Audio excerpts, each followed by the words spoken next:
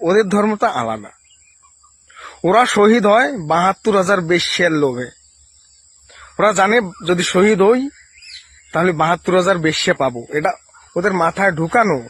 বেশ্যে না সাইডের মাথা পায়, কিছু পায় না। এটা তো ওদের মাথায় ঢুকাইছে। আল্লাহ ঢুকায় না, মোল্লারা ঢুকাইছে। ইট যখন ছুঁড়েছেন পাটকেল তো খেতেই হবে, তাই না? এখানে আমি কোনো ধর্মকে ছোট করার জন্য ভিডিওটা করছি না, জাস্ট প্রশ্ন করেছি উত্তর দেওয়ার জন্য। দাদা, ধর্ম সম্পর্কে জ্ঞান নাই, তাহলে কেন ধর্ম সম্পর্কে বলতে আসেন? ভালো করে ধর্ম সম্পর্কে পড়াশোনা করুন, তারপর ধর্ম সম্পর্কে বলতে আসবেন।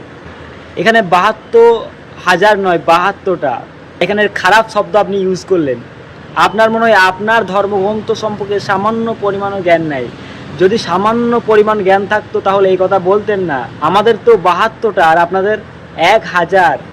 ১,০০০ ব্যক্তি স্বর্গে যাবে, সেই ব্যক্তি ১,০০০ আফসারা পাবে। তাহলে এখানে কি আমি খারাপ কথা নিয়ে বলবো আফসারার কথা?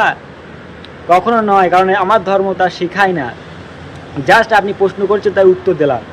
আপনাদের ১,০০০-এর কথা বলা হয়েছে আফসার পাবে, আর আমাদের ৭২ হুর, এটা আরবিতে আর আপনাদের সংস্কৃতিতে।